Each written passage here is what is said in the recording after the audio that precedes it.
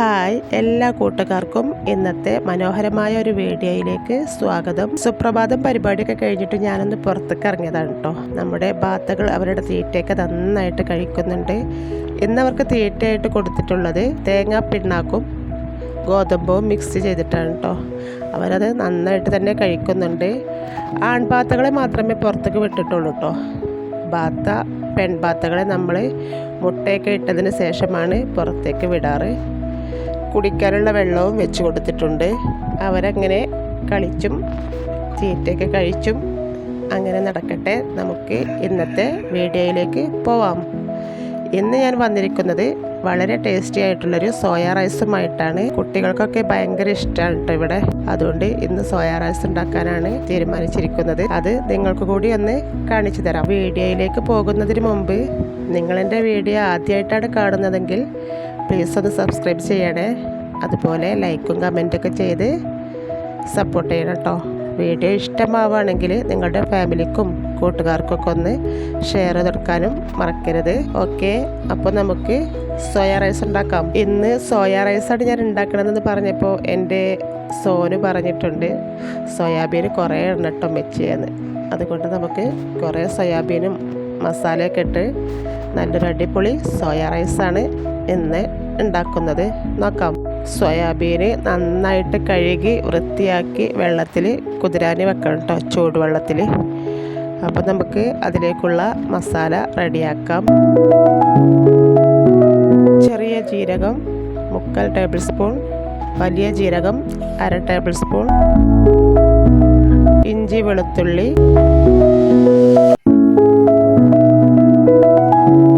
ഇത് നമുക്ക് നന്നായിട്ടൊന്ന് ചതച്ചെടുക്കാം. നല്ല പേസ്റ്റ് പോലെ ഒന്നും അരയണ്ട കേട്ടോ, ചെറുതായിട്ടൊന്ന്. ചൂടായ ചട്ടിയിലേക്ക് നമുക്ക് സൺഫ്ലവർ ഓയിലാണ് ഒഴിച്ചെടുത്തുന്നത് കേട്ടോ. അതുപോലെ കുറച്ച് നെയ്യും, രണ്ടും കൂടി പകുതിയായിട്ടാണ് എടുക്കുന്നത്.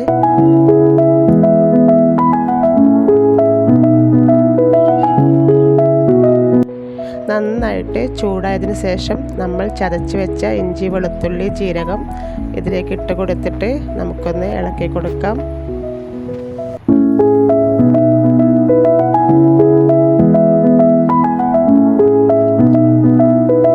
അതിനുശേഷം 2 വലിയ സവാളയാണ് ഞാൻ എടുത്തിരിക്കുന്നത് കേട്ടോ. അത് അരിഞ്ഞത് കൂടി ഇട്ട് കൊടുക്കാം.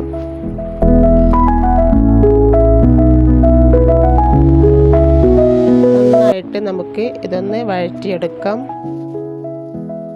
പെട്ടെന്ന് വേവുന്നതിന് വേണ്ടിയിട്ട് നമുക്ക് പാകത്തിനുള്ള ഉപ്പ് ചേർത്ത് കൊടുക്കാം.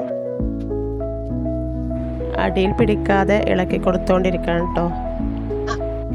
ഇതിലേക്ക് ഞാൻ ചോറായിട്ട് ഇട്ട് കൊടുക്കുന്നത് നമ്മുടെ റേഷൻ കടയിൽ നിന്നൊക്കെ കിട്ടുന്ന പച്ചരി ഇല്ലേ, അത് കുക്കറിൽ നെയ്ച്ചോറാക്കി വെച്ചിട്ടുണ്ട് കേട്ടോ. അതാണ് ഞാൻ ഇതിലേക്ക് ഇട്ട് കൊടുക്കുന്നത്. നല്ല ടേസ്റ്റിയാണ്. ബസ്മതി റൈസും ബിരിയാണി റൈസൊന്നും വേണമെന്നില്ല. നമുക്ക് അങ്ങനെ റേഷൻ കടയിൽ നിന്ന് കിട്ടുന്ന പച്ചരി ആയാലും മതി, നല്ല ടേസ്റ്റിയാണ്. പിന്നെ ഞാനിതിലേക്ക് ഇട്ട് കൊടുക്കുന്നത് ചോറ്റോലയാണ് കേട്ടോ. ഇതിട്ടാൽ നല്ല ടേസ്റ്റിയാണ് കേട്ടോ. നല്ലൊരു മണവും ഗുണവും ടേസ്റ്റൊക്കെ കിട്ടും. പിന്നെ ആവശ്യത്തിനുള്ള കറിവേപ്പില കൂടി ചേർക്കുന്നുണ്ട്. നന്നായിട്ടൊന്ന് ഇളക്കി കൊടുക്കാം. ഇടയ്ക്കിടയ്ക്ക് ഇളക്കി കൊടുത്തിട്ടില്ലെങ്കിൽ അടി പിടിക്കും കേട്ടോ. മൺചട്ടി ആയതുകൊണ്ട് പെട്ടെന്ന് അടി പിടിക്കാനുള്ള സാധ്യതയുണ്ട്. അതുകൊണ്ട് എപ്പോഴും ഇളക്കി കൊടുത്തുകൊണ്ടിരിക്കുക. ഇനി നമുക്ക് ഇതിലേക്കുള്ള പൊടികളൊക്കെ ഒന്ന് ചേർത്തെടുക്കാം. കാശ്മീരി മുളക് പൊടിയാണ് ചേർത്തിട്ടുള്ളത്, കുരുമുളക് പൊടി, മഞ്ഞൾപ്പൊടി, ചിക്കൻ മസാല പൗഡറും കൂടി കുറച്ച് ഇട്ട് കൊടുത്തിട്ടുണ്ട് കേട്ടോ. നന്നായിട്ട് ഇളക്കി കൊടുക്കാം. കുറച്ച് ഗരം മസാലയും കൂടി ചേർത്തിട്ടുണ്ട്, കാണിക്കാൻ വിട്ടുപോയി. ഇനി നമ്മുടെ കയ്യിലുണ്ടെങ്കിൽ മാത്രം കുറച്ച് സോയാ സോസും ടൊമാറ്റോ സോസും ഒഴിച്ചെടുക്കാം. എൻ്റെ കയ്യിലുള്ളതുകൊണ്ടാണ് ഞാൻ ഒഴിച്ചെടുത്തത്. ഇല്ലെങ്കിലും നല്ല ടേസ്റ്റിയാണ്. സോയാ സോസും ഒഴിച്ചെടുക്കാം. ഇനി നന്നായിട്ടൊന്ന് ഇളക്കി കൊടുക്കാം. അടിയിലൊന്നും ഒട്ടും തന്നെ പിടിച്ചിട്ടില്ല കേട്ടോ.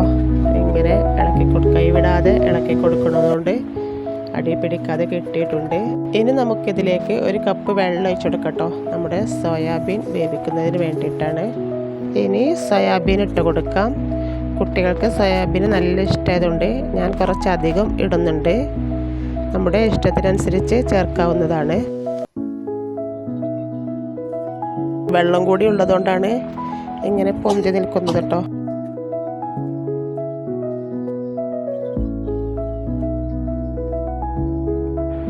ഇനി ഇത് ഒന്ന് അടച്ച് വെച്ച് നമുക്ക് സോയാബീൻ ഒന്ന് വേവിച്ചെടുക്കാം.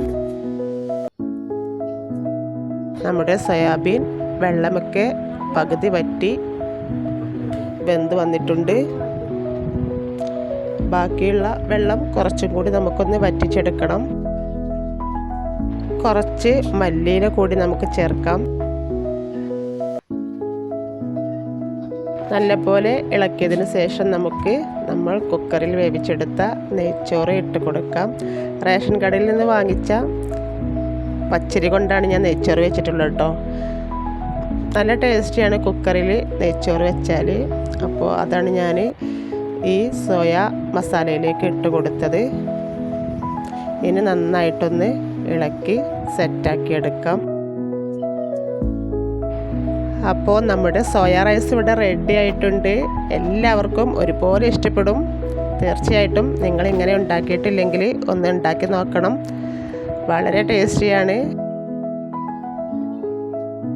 ഇതിലേക്ക് കറികളൊന്നും വേണമെന്നില്ല കേട്ടോ. ഇത് മാത്രം മതി സോയ മസാല റൈസ്. നമുക്ക് ചൂടോടെ തന്നെ കഴിക്കാം.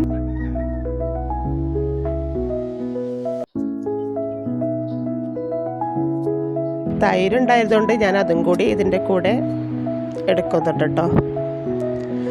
അപ്പോൾ ഇന്നത്തെ വീഡിയോ ഇത്രയൊക്കെ ഉള്ളൂ. എല്ലാവർക്കും ഇഷ്ടമായിട്ടുണ്ടാവുമെന്ന് വിചാരിക്കുന്നു. ഇഷ്ടമായാൽ പ്ലീസ് ഒന്ന് സബ്സ്ക്രൈബ് ചെയ്യണേ.